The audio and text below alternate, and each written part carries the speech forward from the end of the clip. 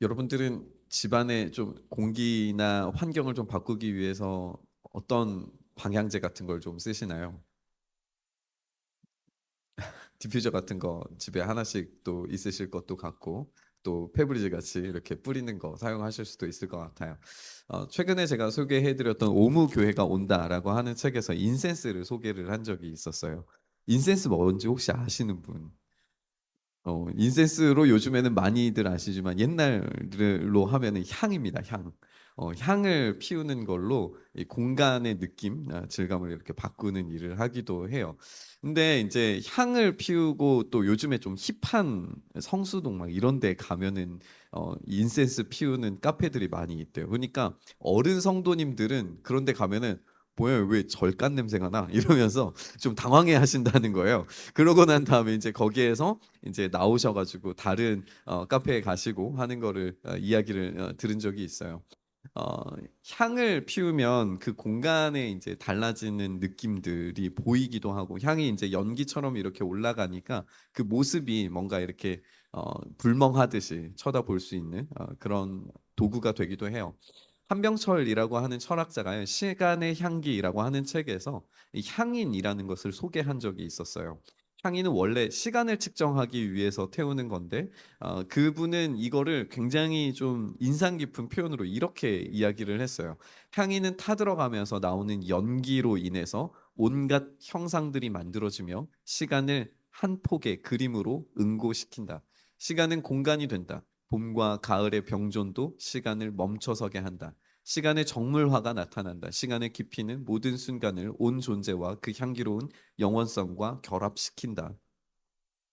뭔 말인지는 모르겠지만 아무튼 되게 멋있는 말을, 이 향을 피우는 것에 대해서 이렇게 소개를 한 적이 있습니다. 향인을 통해서 시간과 냄새가 공간 안에 남아 있게 된다는 거예요. 그래서 우리는 그 향을 기억하고 떠올리면 과거의 어떤 장면, 장소들, 이런 것들이 순식간에 떠오르게 되기도 한다라고 하는 겁니다. 어떤 시간이 우리의 삶에 흘러간다라고 생각했을 때 그 시간을 기억하고 그 공간을 떠올리는 것은 냄새를 통해서 기억해 낼 수 있다라고 하는 거예요.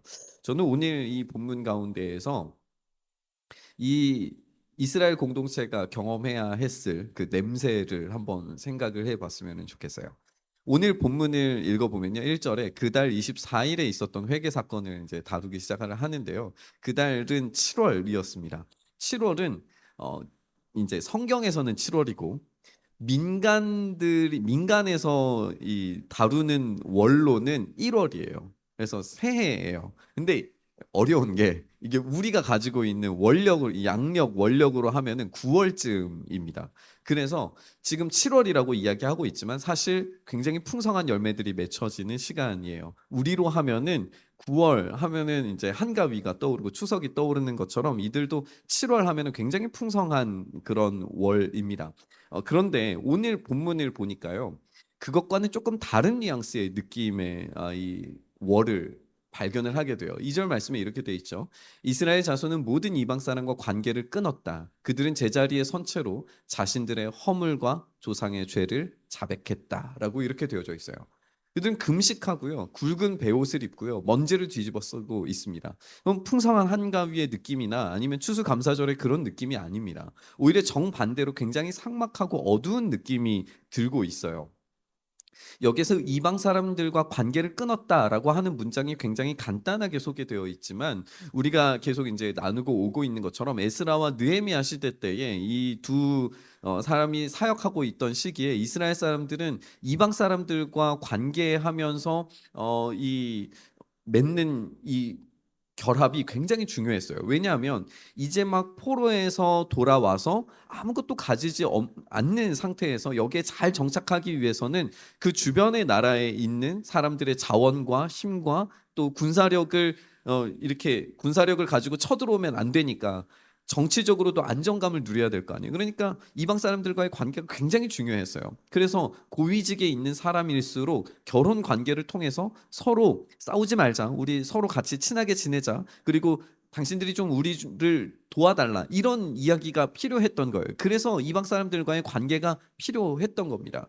이 강력한 힘을 가지고 있었던 이방 사람들과 결혼 관계를 통해서 결혼 동맹을 맺는 게 한마디로 말하면 생존과 관련되어져 있었던 거예요. 그런데 오늘 본문은 그 관계를 정리하고라고 되어져 있는 거예요. 이방 사람들과 관계를 끊었다라고 하는 거예요. 그러면 이것은 그냥 단지 우리가 생각하는 것처럼 이방 사람들과 결혼 관계를 끊었구나. 그리고 헤어지고 난 다음에 남남이 됐구나. 이런 정도의 수준이 아니라요. 아주 차갑고 냉혹하게 이야기해서 나의 생존을 내가 지금까지 생각했던 생존 방식을 완전히 뒤집어 엎는 이야기가 되는 거예요. 우리가 좀 오해할 만한 소지를 먼저 좀 제거를 하고 난 다음에 말씀을 좀 드리면 이방 사람들과 결혼하면은 안 된다라고 하는 것이 에스라 느헤미야의 시대 때는 굉장히 강조가 되지만 사실 그거는 이 사람들이 우상 숭배를 했기 때문에 그랬어요. 우상을 자연스럽게 가지고 와서 우상 숭배자들이 되고 그렇게 생존을 하나님이 아니라 생존 방식을 이방 사람들과 타협함으로 말미암아 우상 숭배를 통하여서 내가 먹고 살 수 있는 그런 환경을 만들기 위해서 했기 때문에 이 이방인들과의 결혼이 허락되지 않았던 거예요. 다른 케이스가 있었을까요? 이방 사람들과 결혼하는 케이스가 있었을까요? 없었을까요? 딱 떠오르는 게 룻기만 보더라도 이방 여인이잖아요. 그런데 이방 여인인 룻과 보아스가 결혼해서 누구를 낳죠? 잘은 모르지만 그 조상이 다윗이라는 것은 알고 있어요. 한마디로 말해서 뭐냐면 이방 사람들과의 결혼 그 자체가 문제가 아니라 생존을 위해서 이방 사람들의 그 힘과 능력, 우상 숭배를 선택할 거냐 아니면 하나님만 선택할 거냐. 룻이 허락됐던 이유도 바로 그거 아니겠습니까? 어머니의 하나님이 나의 하나님이고 어머니의 민족이 나의 민족입니다를 고백할 수 있었기 때문에 그 믿음의 가정 안으로 들어올 수 있었던 거예요. 그러니까 중요한 건 이들이 결혼을 했다 안 했다가 문제가 아니라 그들이 신앙으로 하나님을 선택했느냐 아니면 그냥 나의 생존을 위해서 선택했느냐 이 차이가 있었던 겁니다. 그들은 선택해야 했어요. 하나님께서 책임져 주시는 삶을 살 것인가 아니면 세상 방식의 안전을 선택할 것인가. 오늘 냄새에 대해서 이야기를 하고 있으니까 이들은 계속해서 회개를 합니다. 한마디로 말하면 이 안에 있는 죄성들을 뽑지 못하는 거예요. 냄새의 원인을 제거하지 않고 아무리 방향제 뿌리고 디퓨저 놓고 향수를 뿌려도 악취가 계속 남는 것처럼 이들은 근본적인 원인을 바꾸어야만 했던 거예요.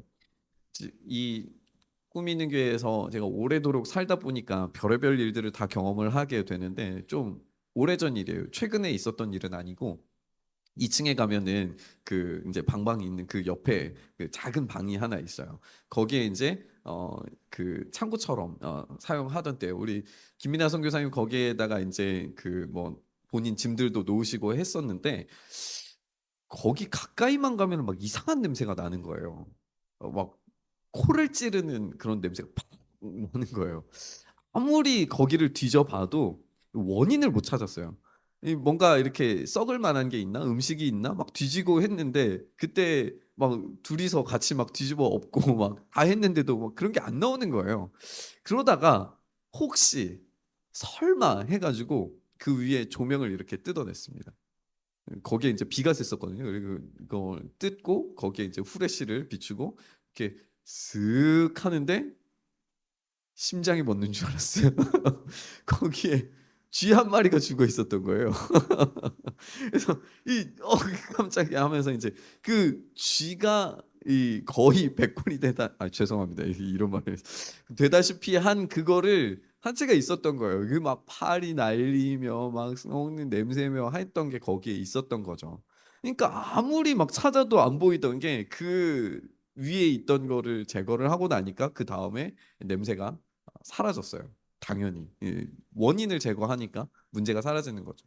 우리 죄의 불쾌한 냄새는요 원인을 제거하지 않으면 순식간에 우리의 삶을 가득 채우게 되어져 있습니다. 여러분 죄의 원인은요 개별적인 사건에 있는 게 아니에요. 우리가 뭔가 죄라고 생각하는 행동을 해서 우리가 죄를 짓는 게 아니라요. 사실 오늘 본문을 가만히 생각을 해 보면 하나님과 끊어진 관계가 죄라고 하는 사실을 생각을 해볼 수가 있어요.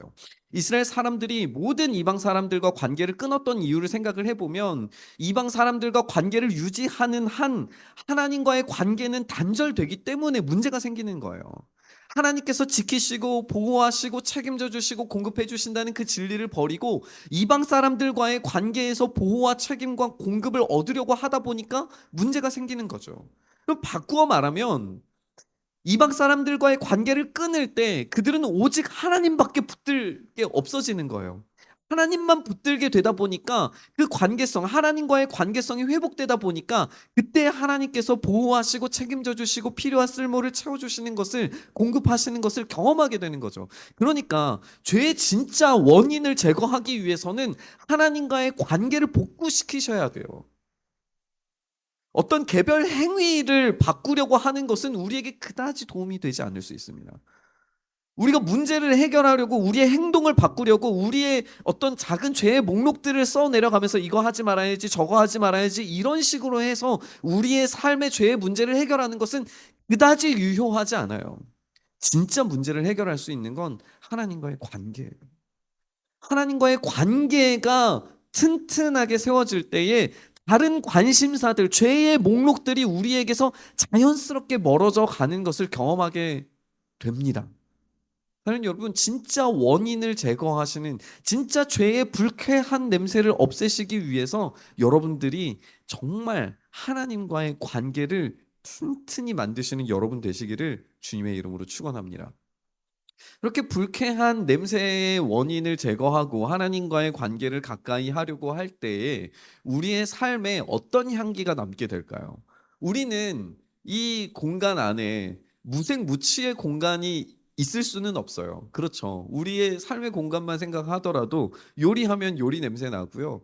씻고 나오면은 샴푸 냄새, 뭐 바디워시 냄새 나고요. 빨래 후에 이 섬유유연제 냄새 날 거고요. 그 건조기 돌아간 그 냄새 날 거고요. 많은 냄새들이 우리의 공간을 채우게 되어져 있습니다. 아까 한병철의 이야기처럼 시간과 향기는 공간 안에 늘 언제나 채워지게 되어져 있어요. 그렇다면 우리의 시간과 공간, 이 향기가 우리의 삶에 있는 이 공간 안에 하나님과 가까워진 향기가 우리 안에 남겨질 때 그 하나님의 향기, 하나님께서 우리에게 맡게 하시는 향기는 어떤 냄새일까요? 어떤 느낌일까요? 상쾌하고 싱그러운 아니면 달콤한 이런 걸 우리가 생각하기 쉬운데 성경은 우리가 향기를 채우는 게 아니라 하나님께서 우리에게 요구하시는 것은 굉장히 낯설고 어두운 냄새라는 걸 알게 돼요. 9장 3절 말씀 보니까요. 모두들 제자리에 일어나서 낮에 4분의 1은 주 하나님의 율법책을 읽고 낮에 4분의 1은 자기들의 죄를 자백하고 주 하나님께 경배하였다라고 그렇게 되어져 있어요. 말씀을 읽으면서 이 사람들이 깨닫는 게 뭐냐면 우리가 얼마나 잘못 살았는가. 이 죄악이 얼마나 커서 우리가 심판받을 수밖에 없는가에 대한 끊임없는 이야기를 듣게 되는 거예요. 그 과정이 쉬웠을까요? 그것이 상쾌했을까요? 그것이 달콤했을까요? 전혀 그러지 않았을 거예요. 자기들의 죄를 자백하는 그 눈물의 현장이 즐겁고 행복한 공간은 전혀 아니었으리라고 하는 거예요. 하나님과 새로운 언약 관계를 맺어가는 그 과정은 굉장히 어렵고 고통스러운 느낌으로 다가오는 겁니다. 우리가 기대하는 향긋하고 싱그럽고 포근하고 안정감이 느껴지는 냄새와는 완전히 달라요. 오히려 피와 불과 재와 먼지가 만들어낸 냄새와 가까울 겁니다. 왜냐하면 그렇게 드려지는 예배를 주님께서 원하시기 때문에 그래요. 우리는 참 그래서 이상해요. 좀 우리가 원하는 그런 매력적이고 세련된 삶과 그런 공간과 그런 향기를 우리는 원할 텐데 하나님은 우리에게 그런 냄새가 아니라 투박하고 비릿하고 치열함이 가득 담겨 있는 냄새를 우리의 삶에 채우길 원하세요. 여러분 한번 힘드시지만 주목해서 여기에 주님의 역설적인 설계가 담겨져 있다는 것을 한번 관찰해 보셨으면 좋겠어요.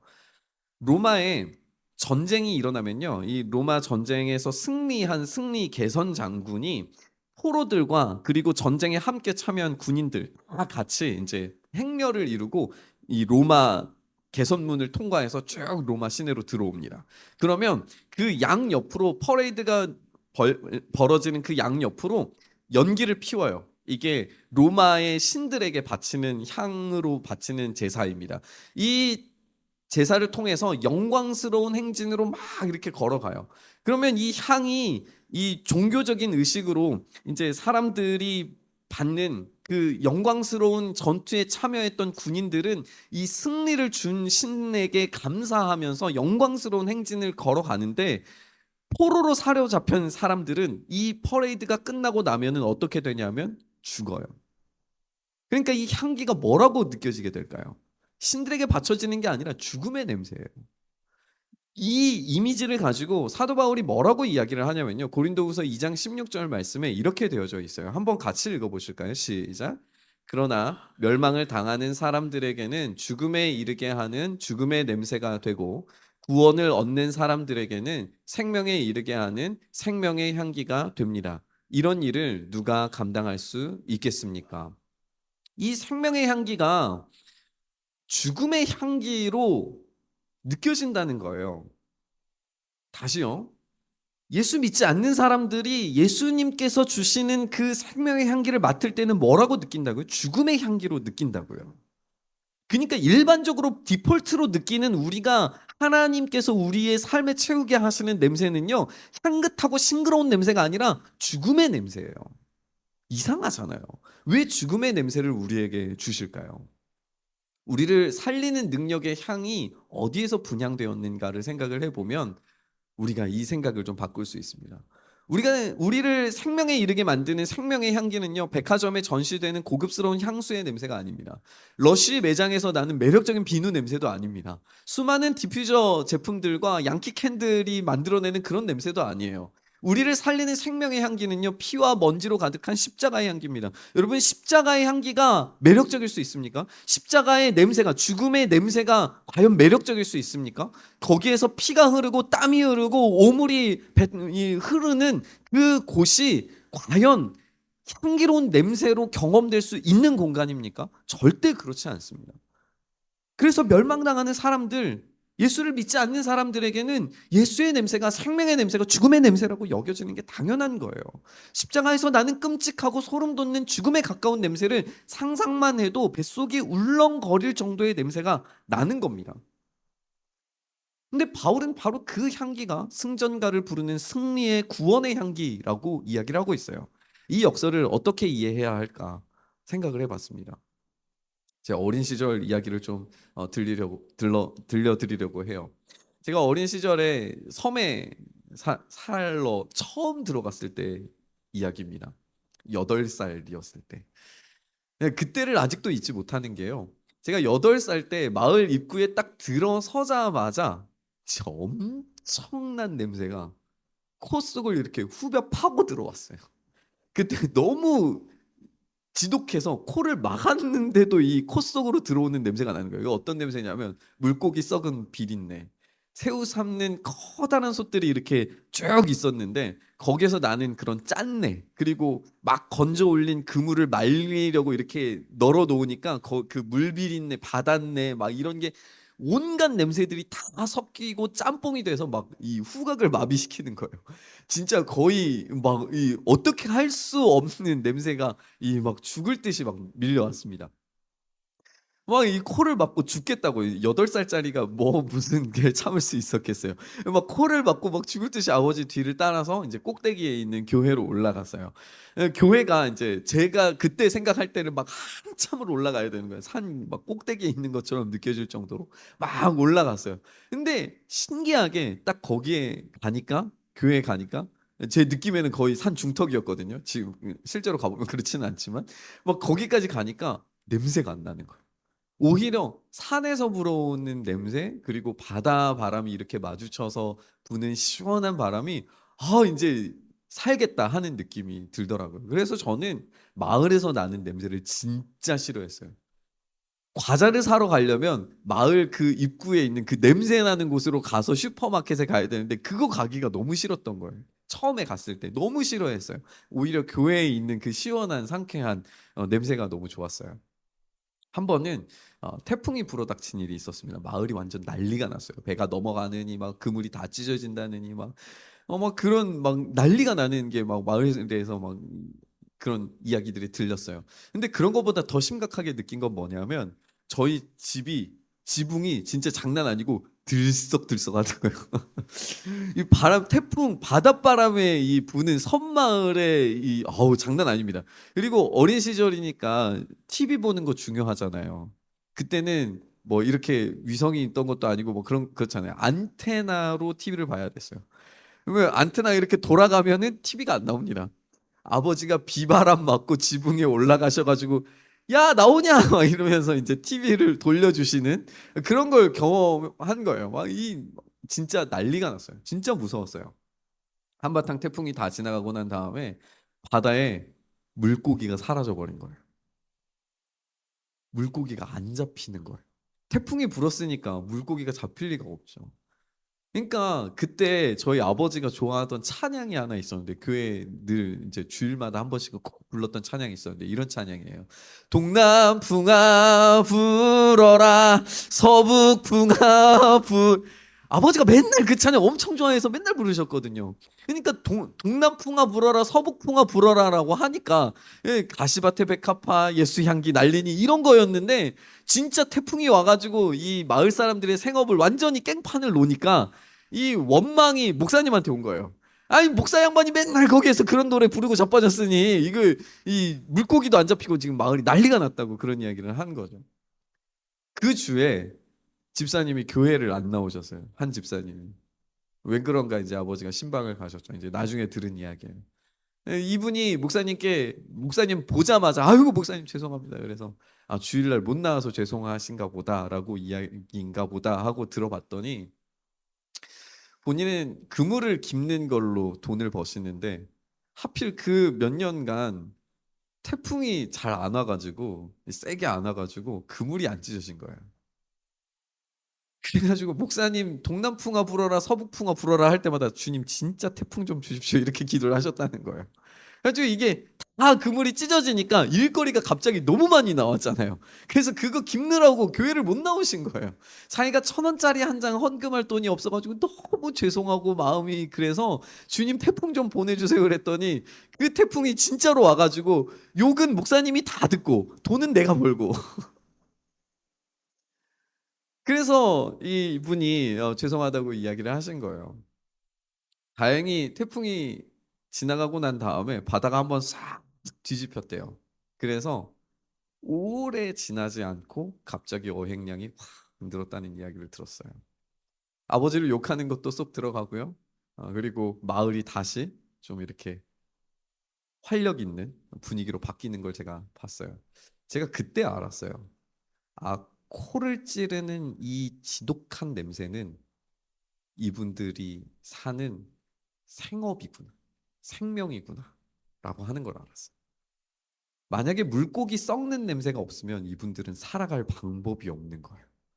새우를 많이 건져 올려서 많은 짠내가 나야 이분들은 부자가 되고 자기 자녀들을 육지로 보내고 공부를 시키고 할 수 있었던 거예요. 그렇게 생각하니까 이 냄새가 달리 느껴지더라고요. 물론 어렸을 때 그거를 생각했다는 건 아니고 뒤돌아보니까 그러더라고요. 그 지독한 냄새는 그들의 생명이었어요. 주님의 승리가 만약에 황제의 어좌에서 맡을 법한 그런 냄새라면 우리는 그 영광스러운 승리에 동참하기 어려울 거예요.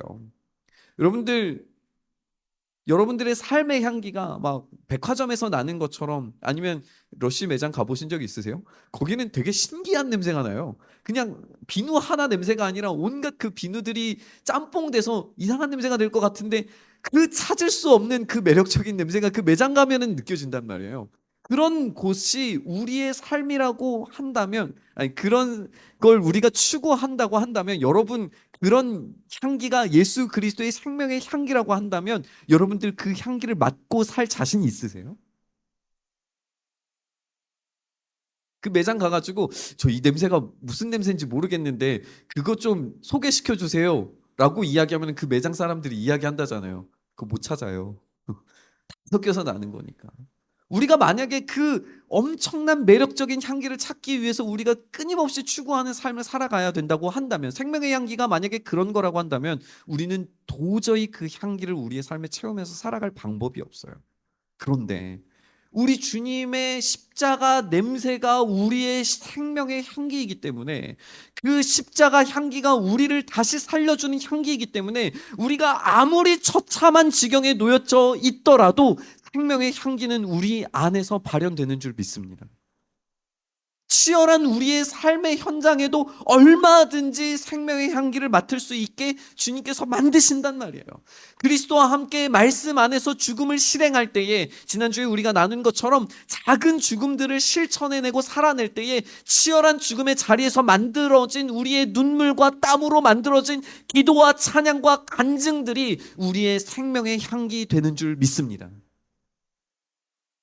이스라엘은요, 회개하고 영적인 부흥을 경험합니다. 그런데 오래 가지 않아요.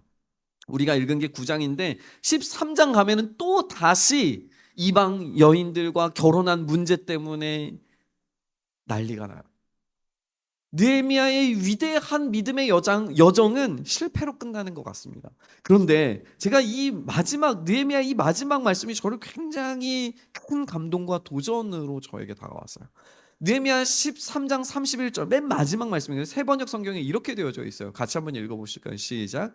나의 하나님, 나를 기억하여 주시고 복을 내려 주십시오. 느헤미야는요, 끈질기게 기도합니다. 아프고 괴롭고 상처가 날 때마다 기도합니다. 자신의 아픔과 고통의 진액을 기도로 바꾸어 나가는 거예요. 기도의 진액이 느헤미야를 만들어낸 것 같아요. 사랑하는 여러분, 우리의 삶이 치열하게 눈물과 땀과 콧물로 이루어진 그런 기도의 진액들이 우리의 삶을 에워쌀 때에 그것이 오히려 우리를 살리는 생명의 향기가 되는 줄 믿습니다. 그러니까 우리는 그 기도의 진액을 쏟아내야 해요. 신의 나무라고 별명이 붙은 나무가 있어요. 이걸 먹으면 그 장사하는 거 아니에요. 제가 그 판매하는 거 아닙니다. 이걸 먹으면 혈관에 막힌 것도 뚫어주고 신진대사를 활발하게 해주고 심혈관 뇌졸중 수많은 질병을 낫게 만들어 준다고 알려진 나무가 있어요. 얘는 이 나무를 엄청 귀한 나무인데 이게 산속 깊이 있어가지고 찾기가 어려워요. 그래서 옛날에는 어떻게 이 나무를 찾아왔냐면 호랑이를 잡아다가, 가장 무섭고 그 아무나 범죄할 수 없으니까 이 호랑이를 잡아다가 피가 날 때까지 때리고 산에다가 이렇게 풀어놓는데요. 그러면 호랑이가 자기만 알고 있는 그 나무로 가가지고 자기의 상처를 이렇게 비빈다는 거예요. 비비면 그 나무가 그 호랑이의 그 상처를 낫게 만든대요. 그래서 그 나무를 찾았대요. 그만큼 엄청 귀하고 구하기 어려운 나무입니다. 이 가격이 상상을 초월하는데요. 이만한 캡슐 파는 거 아니에요. 오해하지 마세요. 이만한 캡슐 30개 들어있는 게 얼마인지 아세요? 가격 보고 깜짝 놀랐어요. 200만 원이 넘는 거예요. 그럼 하나에 얼마입니까 도대체? 이게 함유량으로 따지면 그 나무에서도 얼마 되지 않는 거예요. 이 나무는 굉장히 신기하게도 물에 가라앉는 특징이 있습니다. 그래서 가라앉을 침자를 써서 침향이라고 부릅니다. 근데 침목이 아니라 침향인 이유가 있는데요. 이게 나무가 중요한 게 아니라 나무에서 나오는 진액이 중요한 거예요. 침향은요, 나무 자체는 효과가 있는 게 아닌데 거기 나무에서 나오는 그 진액이 쌓이고 쌓이고 굳어지고 딱딱해지면 그걸 이제 다시 갈아서 액으로 만들었을 때 그게 진짜 효과가 있는 거래요. 그래서 이 나무의 상처가 곧 치료제인 거예요. 제가 나무의 상처가 만들어낸 진액이 치료제가 된다는 사실, 그 이야기를 들으니까 굉장히 좀 은혜롭더라고요. 십자가에 박힌 못으로 인해서 우리 주님의 피와 땀이 십자가 위에 흘렀습니다. 그 귀한 주님의 피가, 보혈이 바로 우리의 치료제인 줄 믿습니다. 그 십자가 위에서 주님께서 간절히 기도하셨고 그 기도의 진액이 지금 상처받은 우리를 고치는 치료제가 되는 줄 믿습니다. 우리의 냄새나고 우리의 투박하고 정돈되지 않고 어디에서 냄새가 나는지조차 모를 우리의 인생일지라도 주님의 그 십자가에서 울려 퍼진 기도의 진액, 그 생명의 진액이 우리를 다시 살리시는 줄 믿습니다. 그러니까 우리는 그 나무 앞으로 나아갈 때 우리는 다시 살아날 수 있는 거예요. 그 나무에 우리의 상처를 부비고 우리의 삶을 부비고 우리의 기도를 부비고 그곳에 우리의 삶을 놓을 때에 그 관계성을 다시 한번 회복하고 다시 한번 그 안에서 생명 대신 그 죽음의 냄새와 가까운 그 생명의 냄새를 우리의 삶의 공간에 채우기 시작할 때 우리는 다시 살아나는 겁니다. 우리를 죽일 때 나는 죽고 예수로 다시 사는 그 인생을 살 때 진짜 참된 은혜와 복이 우리 가운데 흘러가는 줄 믿습니다. 그러므로 사랑하는 여러분, 세상에 오염되고 썩은 욕망의 냄새로 여러분들의 삶을 채우지 마시고 생명의 향기, 십자가의 냄새로 여러분들의 삶을 채우시길 주님의 이름으로 축원합니다. 그것이 세상에는 미련하고 바보 같은 냄새 같아 보일지라도 우리에게는 우리를 고치시고 회복시키시고 온전케 하시는 향기인 줄 믿습니다. 이번 한 주간 여러분들이 치열하게 싸우고 분투하는 삶의 현장에서 여러분들의 죄의 원인이 제거될 수 있도록 하나님과의 관계성을 다시 한번 살피시길 바랍니다. 치열하게 십자가 앞으로 달려나가서 분투하면서 그 십자가 앞에 나아가지 못하게 만드는 그런 게으름과 싸우고 욕구들과 싸워 이기시길 바랍니다. 하나님과 함께 하는 것만이 우리의 승리의 비결이 되는 줄 믿습니다. 또한 여러분에게 기도의 진액으로 여러분들의 삶의 공간이 가득 채워지길 소망합니다. 느헤미야의 기도처럼 주님 나를 기억하여 주시고 나에게 복을 내려 주십시오라고 기도하시길 바랍니다. 삶의 현장에서 느헤미야가 제 아무리 개혁을 성공적으로 완수한 것 같아 보여도 또다시 실패하고 또다시 실패하고 또다시 실패해요. 성공적인 완수를 이룬 게 그다지 없는 것처럼 보여요. 그러나 그럼에도 불구하고 느헤미야의 위대한 기도처럼 하나님 나를 기억해 주십시오라고 하는 기도의 진력이 쏟아내어지는 그 생명 가득한 기도가 여러분들 이번 한 주간 동안에 채워지길 주님의 이름으로 축원합니다. 그 기도의 진액이 여러분들을 살리실 겁니다. 마지막으로 여러분들이 기도의 향기를 풍겨내는 탁월한 그리스도인 되시길 주님의 이름으로 축원합니다.